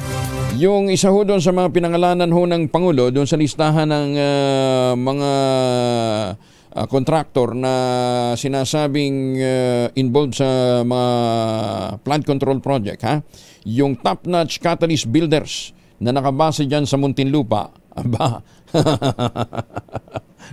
mukhang nadadali na rin ho ng pangungutong ng iba't ibang ahensya pa ng gobyerno. Ayan, ha?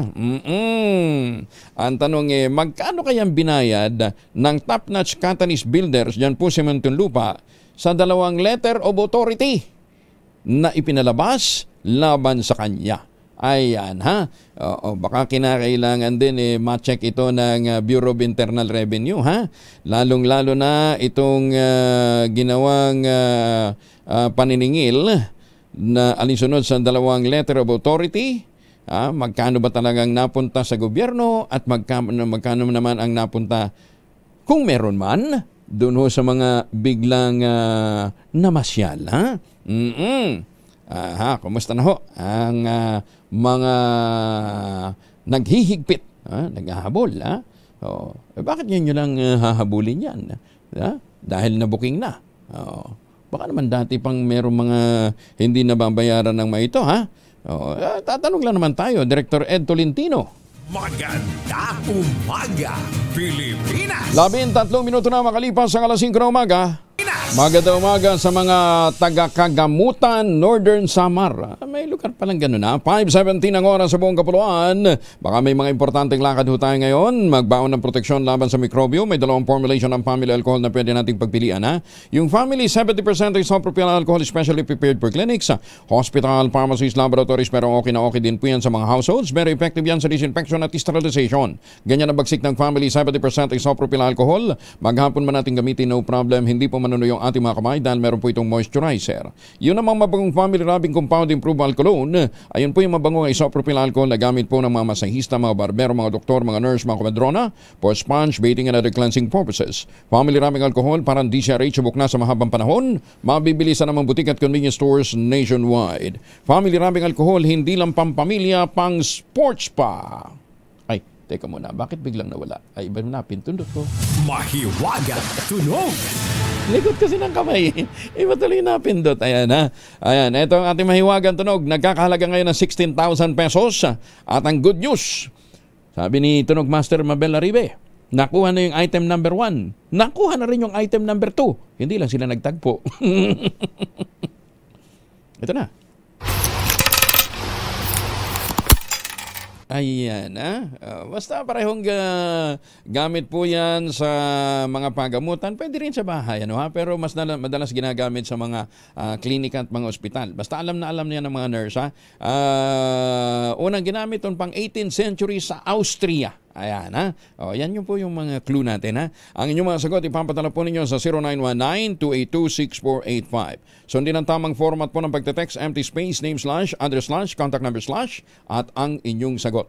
Isang beses lamang po maaaring mag-text sa ating text line gamit ang inyong mobile number. Sa mga sasagot online, kinakailangang meron po kayong sharer badge. Ayan, ha? Kaya habang naliligo gamit ang Shield Bath Soap, hulaan na po ang ating mahiwagang tunog.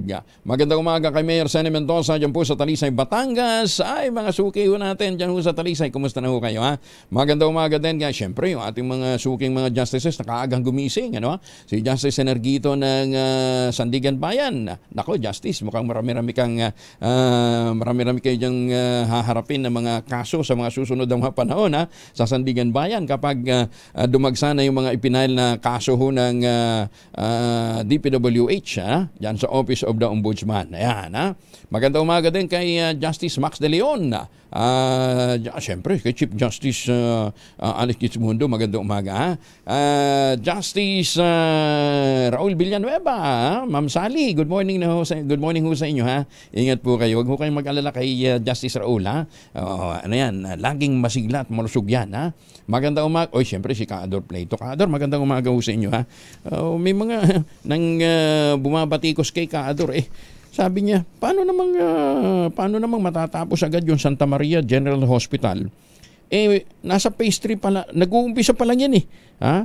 3 phases pala yun. At siya mismo ang nagpa-review para masiguro na yung design ng foundation nito ay maganda. Dati pala kasi hindi nila kakampi yung mayor doon. Pero anyway, at least yan nagpapatuloy na at sabi niya nga sa lalong madaling panahon matatapos na yan. Multi-year project yan kaya kahit kaya ho nagkakaroon ng konting delay. Pero sabi ni Kaador, sinisiguro niya sa kanyang mga kababayan dyan sa Santa Maria, Bulacan, mapapakinabangan nyo sa lalong madaling panahon ang Santa Maria General Hospital. 3 phases yan. Nasa phase 1 pa lang ngayon. Magandang umaga, Pilipinas! Ay, siyempre, huwag natin kalimutan yung ating Midnight Singers na talagang nag-aantabay din po. Si Tita Cora, Tita Lloyd, Tita Linda, Sir Art, Sir Manny, at saka si The Debonair Junior Bao of Cavite. Ayan, baka nagbabalak na kayong bumalik ng Pilipinas. Huwag na kayong magpasalubong na imported na tsokolate dahil meron ho tayo ditong locally made. Yung tangerine chocolate, gawang lokal but taste and looks global. Available po yan sa 0919-095-5935. Sabi nga po ni Dr. Helen Tan, yung pong tangerine chocolate, talagang pinagmamalaki nila dyan sa lalawigan ng Quezon dahil pinagpapaguran ito ng kanilang mga kababayan. Sa tulong po ni Dr. Helen Tan, yung mga planting material ng kakao galing Davao, hinakot po yan, itinanim sa ilalim ng mga nyugan. Kaya ngayon may mga added silang high value crops na katulad nga po ng kakao.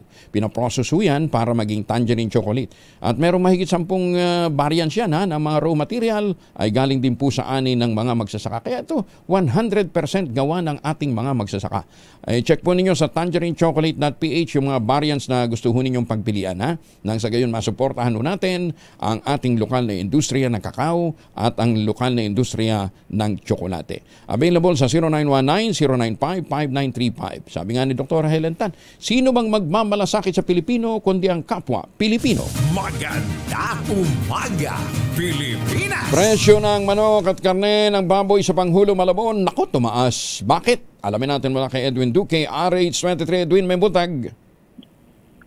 May butag, Kuya Angel. Purong sulog yung presyo ng karne. Pero ayon sa mga vendor dito, Kuya Angel, yan ay depende sa takbo ng supply. Kung maraming supply, bumababa yung presyo. Pero kung bumabagal at umuti, ay saka sila nagtataas dahil tumataas din yung presyo ng mga supplier. Tulad ditong manok, nung nakarang araw lang ay 200, ngayon pumalo ng 220 bawat kilo. Sa baboy na naging 350 pa ito kay Angel, ngayon ay 380 pesos. Sa baka ay nagpili na mga 450. Ang pork chop ay 380, ang giniling 380, ang pataulihan at unahan ay 340 habang tumasaba ng 400 yung liempo mula sa 200 o 380. Ang kabe ay natiling 400 o 500 habang ang presyo naman ng mga isda walang paggalaw dahil mabibili mo pa rin yung pinakamakatang klase ng bangus ng 320 at pumapalo pa ito ng 340. Yung galunggong wala 280 yung maliliit habang ang magandang klase yun yung pumipresyo ng 320 pesos. Sa yellowfin, bumaba ito ng halos 60 pesos na nitong mga nakalipas na araw ay umabot ito ng 300 pesos. Sa pusit kalao, yung pusit lumot, ito yung medyo parang maiksi pero mataba, ay 230 pesos. Pusit kalawang 230, ang pangkalamaris na Kuya Jel ay 280 bawat kilo. Sa presyo ng tilapia, mababa pa rin, nasila mula 90 pesos. Ito yung medyo kaliitan. Kasi nating galing ng Bulacan, galing ng Pampanga, ito yung medyo puti ang kulay. Habang yung galing naman ng Batangas, ito yung plapla, 140 bawat kilo. Sa bisugon tunay na sinasabi, yung medyo kaliitan ay 240, yung lapo-lapo naman ay 240 hanggang 360. Ang salay-salay, tumaas naman ito hanggang 280 mula sa dating 240. Sa presyo naman ng gulay yung gel, wala pa rin na paggalaw itong palaya dahil mabibili pa rin ng 120 hanggang 140. Ang kalabasa ay 100 pesos pa rin ang bawat kilo. Sa kamatis, may 60, may 70. Yung pinakamagandang klase ay mabibili ng 100 pesos bawat kilo. Sa labanos naman, ito tumaas ng 10 mula sa dating rating ngayon ay 100 pesos. Ang talong, may 50 pesos ko yung mga galing nyo pesya, napakarami na sinalatag na sa mga kalsada ay 50 pesos, pero yung pinakamagandang klase naman ay 80 pesos. Sa luya ay 150, sibuyas 150, sa bawang 180, ang sayote 110, habang ito repolyo naman 80 hanggang 120 pesos. Sa carrots, ito mataas pa rin dahil isang linggo naging 120. Ngayon ay pumalo ng 250 pesos bawat kilo. Tumas din ang 10 yung Pechay Bagyo dahil nasa 120 bawat kilo, habang yung Tagalog ay nanatiling 100 pesos bawat kilo. Yung siling labuyo Kuya Jel ay pumalo pa rin ito na 650 at meron pa nga magbebenta ngayon ng 700 yung magandang klase. Ang panigang ay 350 pesos pa rin, habang yung Bagyo Beans 120, ang broccoli imported 450.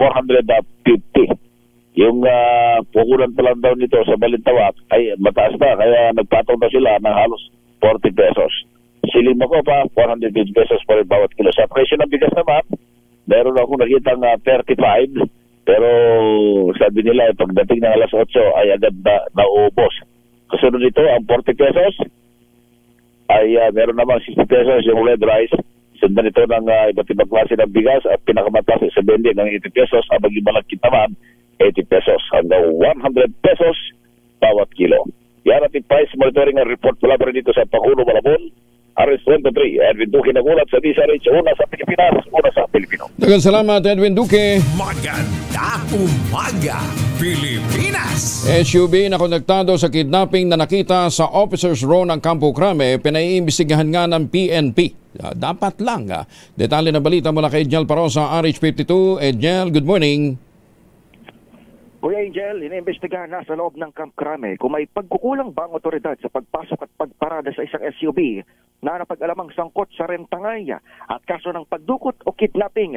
Ito ay matapos depensahan ng anti-kidnapping group ang presensya ng itim na Ford Everest na natagpuan sa tapat mismo ng Officers Row ng PNP Headquarters. Ayon kay AKG spokesperson, Police Major Eleanor Villaros, totoong iminaneho ang SUV ng isang tauhan ng unit, pero ito'y para gamitin ebidensya umano sa kaso ng kidnapping sa Parañaque noong Hulyo. Nagkataon lamang na ubos na raw ang parking slot sa AKG, kaya minabuti itong iparada sa Officers Row. Bagay na wala namang koordinasyon sa Headquarters Support Service ng Camp Crame. Sabi ni PNP Public Information Chief Police Brigadier General Ramdo Tuanyo, sisiguruhin ng kampo na maparurusahan ang nagkaroon ng lapsa sa insidente. August 6 nang isumpong ng mismong may-ari ng sasakyan sa HSS ng Camp Crame na nakita nilang SUV sa pamamagitan ng GPS. Narentahan kasi ito ng isang Chinese national pero hindi na nakabalik pa sa kanila.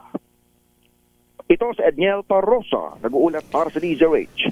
Una sa Pilipinas, una sa Pilipino. Edniel, kailan ito nirentahan at kailan kasi kung gagamitin ebidensya, ibig sabihin may nakapile ng kaso. So, actually, Kuya Angel, yung mismong kidnapping case ay resolved na in a sense na may mga naaresto ng mga suspect sa isang operation. nagkataon na hindi raw allegedly alam ng AKJ na sangkop din pala sa Remtangay itong sasakyan dahil itong ipinasok sa loob ng Camp Crame ay katapos lamang ng operasyon na paghuli doon sa 12 suspect. Kaya yung kanilang o yung may-ari ng SUV na allegedly niremtahan ng sasakyan, nakita raw yung GPS na pumasok sa loob ng Camp Crame. At least nagkaliwanagan, ano? Kasi baka mamaya doon sa petsa hindi magkasundo eh. Di ba? Ngayon lumalabas lang ang siguro kung mayroon mang discrepancy o pagkakaiba rito ay mukhang hindi na itimbre doon sa Camp Commander ng Crame mismo na ilalagay doon sa officer's row yung sasakyan. Kung ganoon man ang totoong kwento ay magkakaroon daw ng definitely magkakaroon ng parusa doon sa may lapses sa communication inside ng PNP headquarters. Pero hindi siya nagagamit ng mga opisyal. Walang gumagamit. Yun ang allegation na dahil nga nakitang mukhang AKG personnel yung nag-drive, kinonfirm na AKG personnel pero hindi naman daw ginagamit itong sasakyan na ito. Talagang ipinarada lang daw doon sa loob ng kampo. Sana nga, sa dami ng kinakaharap nating mga usapin ngayon wag naman sanang dumagdag pa yan. Di ba? Correct, Angel. At yan naman ay hindi pa rin tuluyang sarado dahil iniimbestigahan pa dito sa loob ng PNP headquarters. Maraming salamat, Angel. Thank you. Balik sa iyo kay Angel. Maraming salamat. Si Angel Parosa, ay Secretary Henry Aguda. Magandang umaga po sa inyo. Tumatawag po kami. Maganda umaga, Pilipinas! 31 na makalipas ang alas 5 na umaga. Sa iba pang mga balita, tinawag naman na demolition job ni Marikina 1st District Representative Marcy Teodoro ang mga akusasyon ng kontrobersyal na kontratista na sina Sara Diskaya at ang astar nitong si Curly na manoy tumanggap siya ng pera mula sa kanilang mga proyekto.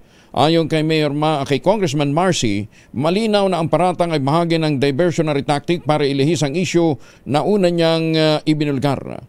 Magugunit ang bago ang revelasyon ng mga Diskaya, binatikos ni Teodoro ang pagkakaroon ng double funding sa ilang proyekto ng Department of Public Works and Highways ng 2026 o sa 2026 National Expenditure Program.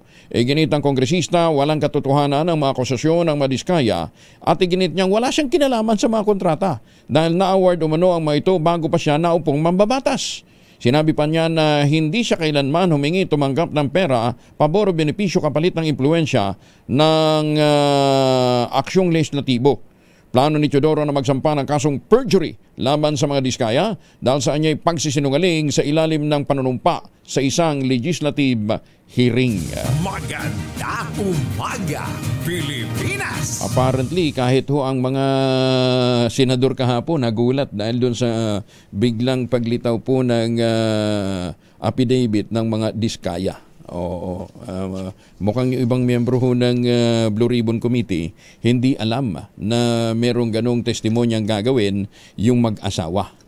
5 kasong kriminal ang nakatakdang ihain ng Office of the Ombudsman laban naman sa St. Timothy Construction na pagmamayari ng mag-asawang Sara at Pacifico Curly Diskaya, Wawaw Builders at SYMS Construction Trading na sangkot sa daang milyong pisong halaga ng korupsyon mula sa manamaliang flood control project sa lalawigan ng Bulacan matapos ang inspeksyon ng Pangulong Bongbong Marcos Jr.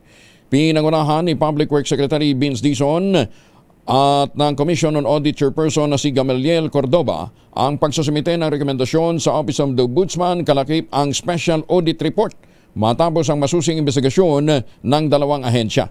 Ayon kay Secretary Dizon, hindi sila hihinto sa pagsusumite ng rekomendasyon sa Ombudsman alinsunod na rin sa utos ng Pangulong BBM na paspasan ang investigasyon at mabilis na mapanagot ang mga mapang-abusong kontraktor at mga kasabwat ng mga ito.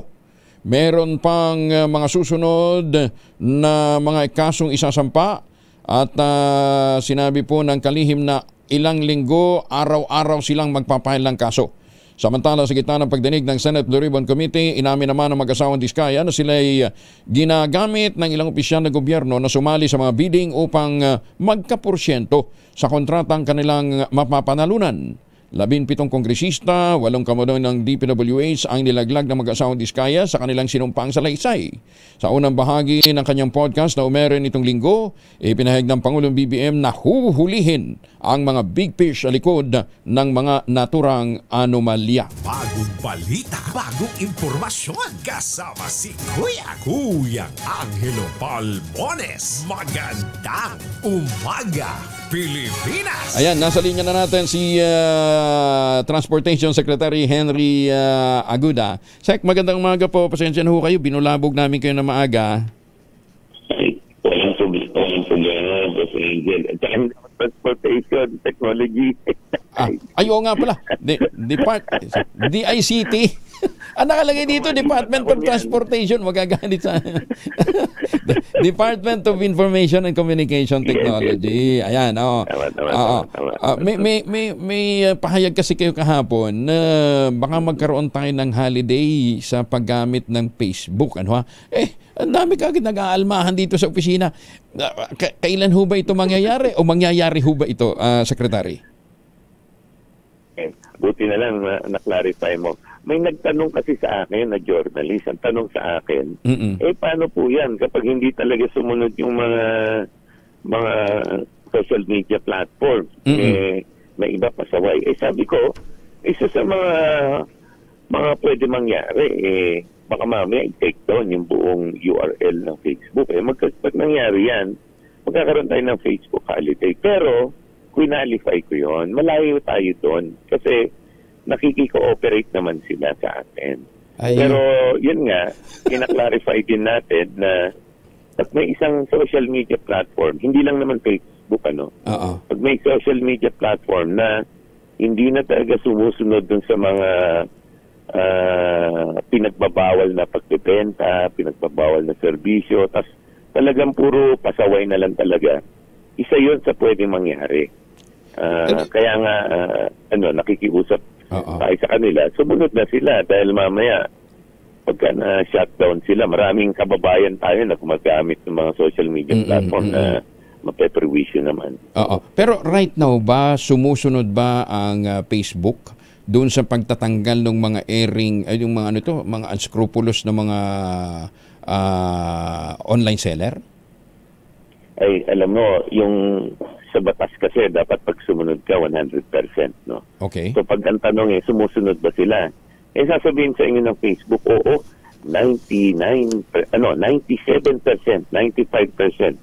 Hindi importante sa amin yung sinunod mo yung 97%. Dapat sundin mo 100%, di ba? Hindi naman pwede, may batas tayo, hindi ka 100% compliant. So, sumusunod sila pero dapat 100% compliance kasi yun yung sinasabi namin sa kanila. Okay. Yung sabi ho ninyo, binomonitor natin sila, no ha? Nagko-comply naman sila. Anong level ng compliance? 97% nga. Yun nga, yun yung sinasabi nila. Pero sa amin kasi, ito kasi ang sinasabi nila. Alam mo, Sek, nagko-comply kami proactively, 97%. Pagka proactive yan, paano namin malalaman? Diba? Ang nakikita lang namin, yung 3% na hindi nyo nasusunod. Correct, oo. Yun ang isang problema Pag sinabi nyo sa amin na, unang-una, hindi kayo nagre-report sa amin ng, diba? Hindi sila nagbibigay sa amin ng report na, ito yung mga nag-comply kami, pero hindi nyo na nakikita yan. Ayun, ang labo naman nun. So ano ngayon? Magbibigyan na sila ng report? Hindi pa rin ganun? Yun nga kahapon, doon sa press con namin, nagbigay lang sila ng press statement. Pero, i-credit ko naman si TikTok, si Shopee, tsaka sila Kumu. Nagpunta naman sila, tsaka si Google pala. Nandun sila. Nakapag-usap po kami. Si Facebook, nagpadala sa amin ng message na sumusunod daw sila. Wala Ang hirap po kasi sa mga social media platform. Lahat sila wala sa Pinas Nandun sila sa isa pa yun Ang hirap hirap. So, kung sasabihin natin mag-holiday, ang putol nyo, yung sa entry nila, yung access nila pagpasok ng Pilipinas, ganun ba yun? Tama. Parang ano yan, Boss Angelo? Parang mall, di ba? Merong mall. Yung mall, pag nakita mo nagbebenta ng illegal, pasasara mo yung mall. Mapupuntahan ng DTI, mapupuntahan ng FDA, ng police. Ito yung mall nila outside the country, hindi namin malaman kung nasaan eh. So, pasasara na lang namin yung entry sa internet pag hindi sila sumunod. Alam mo, hindi kasi biro-biro din. Correct. Kasi ang dami maapektuhan eh. Di ba? Tama. Ako, ikaw, lahat tayo gumagamit tayo halos ng Facebook para makausap yung mga kaibigan natin, kapamilya. May iba nagkakaroon ng Facebook selling na tama naman yung binibenta. Hindi naman natin papayagan na si DTI nga, linista na yung mga bawal ibenta sa online. Yung gamot na walang registration sa FDA. Correct. Yun. Yung sa PAGCOR, sinabi na online illegal gambling, hindi ka pwede mag-recruit online. Yung vape na illegal, hindi rin pwede. Marami po. So, kami, hindi lang naman fake news. Nagsimula kami sa mga issue namin sa fake news. May sumunod ng konti. Pero, eto naman yung nakikita namin, yung nagbebenta ng beep card na hindi ka dapat nagbebenta ng beep card sa online. Marami pong ganon. So, eto naman, babanggitin ko lang, si TikTok sumusunod po. Okay. Si Shopee sumusunod din. Si Google sumusunod. Hindi naman po lahat ng social media platform hindi sumusunod. So, ang nasa mga pasaway, yung mga pasaway nasa Facebook. Kasi nga, susme. Kaya lang paano, baka kaya ang lakas ng loob nila, sabi, hindi naman kayo pwedeng basta-basta ipasara nito dahil maraming maapektuhan. Baka yun ang kanilang sinasangkalan. Tama nga po, yung para sa akin, para naman naka-hostage. Mahirap naman yun. Anong ginawa sa ibang bansa? Check, anong ginawa sa ibang bansa for them to comply? Yung ibang bansa, sinatdown. Sinatdown talaga. May ibang bansa talagang hindi sila pwede. Yun yung pinapaliwanag ko nga sa publiko. Alam niyo po, pag may nag-post na mali sa halimbawa social media platform na halimbawa Facebook, CDICT po hindi namin kayang i-take down yun. Correct. Kasi nasa loob po ng platform nila. Pero ang pwede namin gawin, i-shutdown yung platform. Yun nga lang, malaking perwisyo sa atin na sanay na gumagamit niyan. Maraming masasagasaan, ano ha? Yan nga. Baka merong magaling na ano dyan, ha? Tech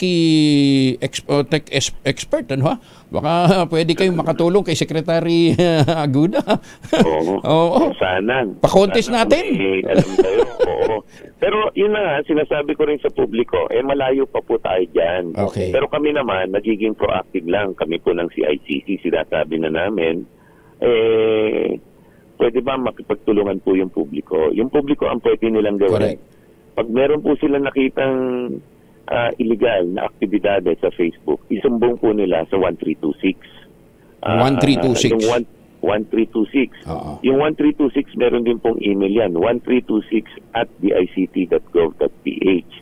At kunan nyo po ng screenshot, kunan nyo po nung video kung meron, pas kami na po bahala. Minsan, inaano ng Facebook, kailangan patunayan daw namin na mali yun. Minsan napatunayan na namin, tumatagal. Ang isa pa po naming diskusyon sa Facebook at sa social media platform po, lahat sila, hindi enough na magpo-comply kayo, pero aabutin kayo ng araw bago nyo tanggalin. Dapat pag sinabi namin at kinonfirm namin na illegal to, dapat right to tanggalin nyo na. Hindi na. Pag illegal, hindi po pwedeng pangmatagalan, di ba? Hindi, tsaka tanggal ka agad. Kayo na mismong authority nagsasabi na ito illegal eh. Di ba? Sino pang gugustuhin nilang mag-question doon sa issue na yun ng illegality? Di ba? Yun na nga. Yun yung ano namin. Sa amin naman, siyempre, sa publiko, no, sasabihin nila, lalo na yung mga tao na perwisyo dahil sa maling aktibidades sa Facebook, sinasabi, wala naman kayong ngipin. Ano ba yan, Sek?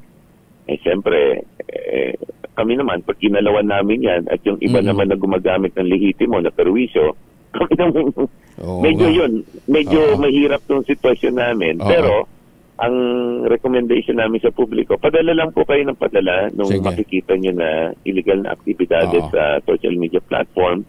Tapos may legal team naman po kami, bumubuo na kami ng ano ba yung tamang legal process para mapatigil na yung mga illegal na activities. Ayan, basta mag-text sila sa 1326 ha. Magpadala ho kayo. 1326. Hindi, 1326 po tumawag. Tumawag sa 1326. O kaya 1326 at dict.gov.ph. 1326. Para may attach yung yung picture.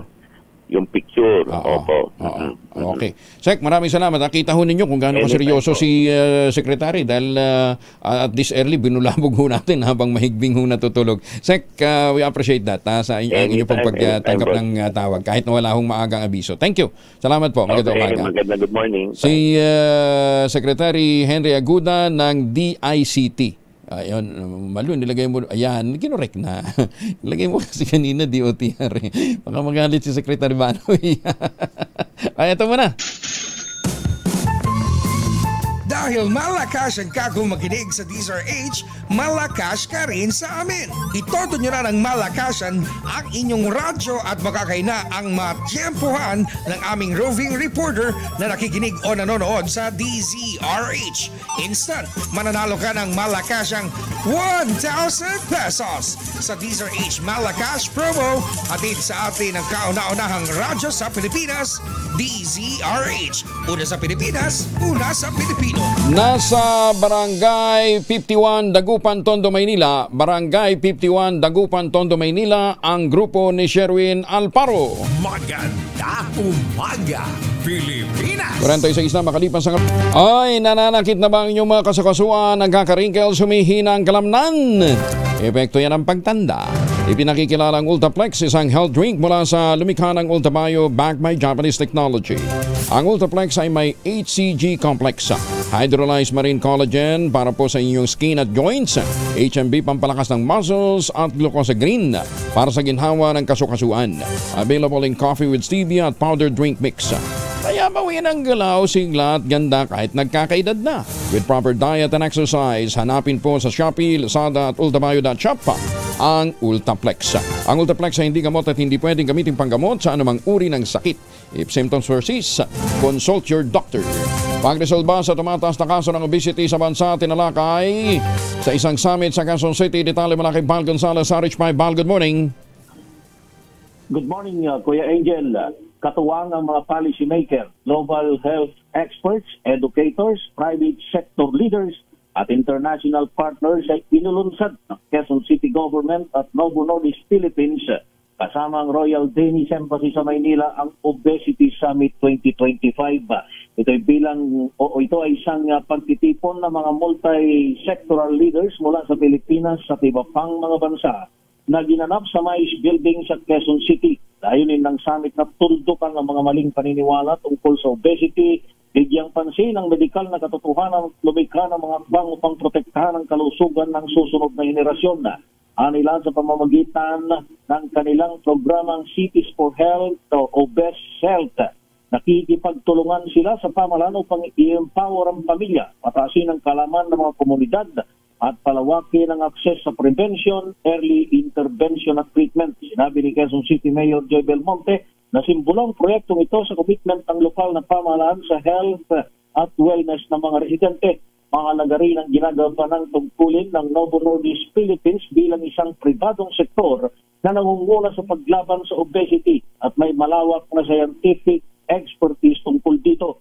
Kasama din sa pagkilos ang Department of Health, Department of Education, UNICEF at ang Royal Danish Embassy. Umaasa naman si Novo Nordisk Philippines General Manager Wei Sun na makatutulong ang summit upang masolusyonan na ang tumataas na problema ng obesity sa bansa.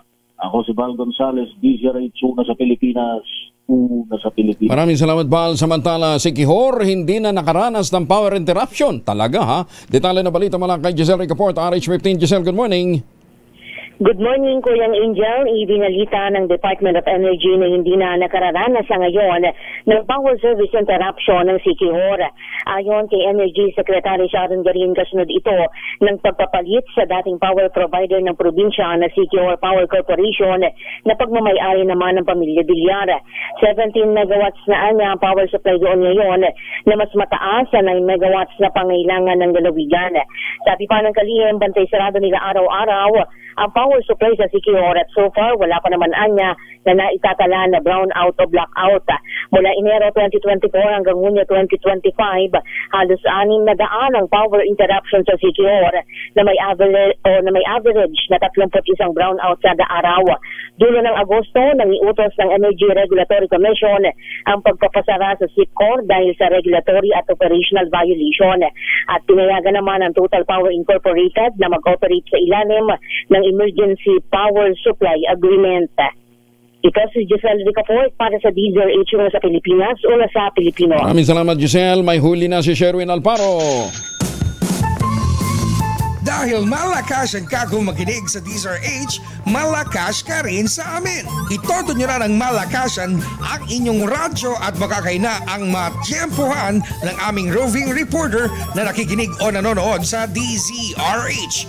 Instant, mananalo ka ng malakasang 1,000 pesos sa DZRH Malakas promo hatid sa atin ang kauna-unahang radyo sa Pilipinas, DZRH. Una sa Pilipinas, una sa Pilipino.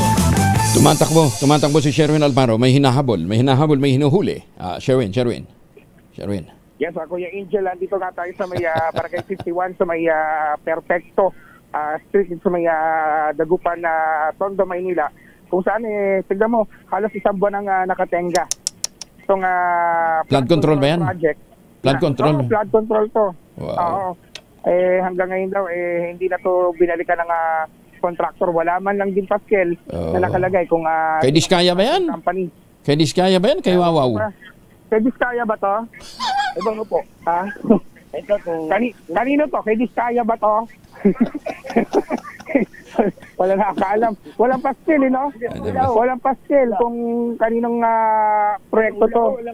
Dahil ayan, no? Walang tarpaulin, walang informasyon. Huwag mo nang palungkutin. Ano buhay ng mga tao rito? Huwag mo nang palungkutin buhay nila. Ano yun? Hindi na kami kumikita rito. Yung hanap buhay namin, wala na. Kumbaga, nasaraduhan na nung na to, kaya na to na binutasan nila, hindi nila ginawa, iniwanan. Nalaglag pa ako dyan. Parang no? Nalaglag ka pa rito? Dito po. Nalaglag ka pa? Opo. Ba't ka nalaglag dyan?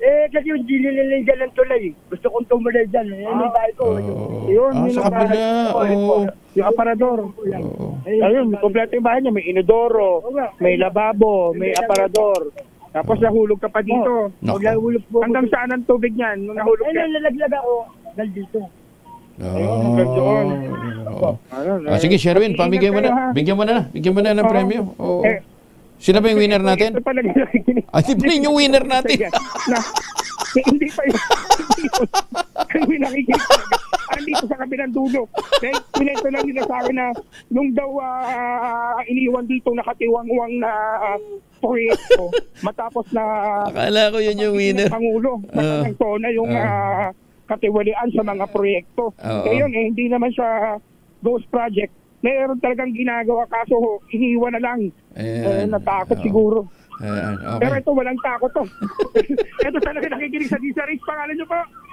Armando Anastasio po. Si Tatay Armando, tingnan mo yung kanyang radyo. Luma na. Pero talaga nga malakas pa rin ang pakikinig.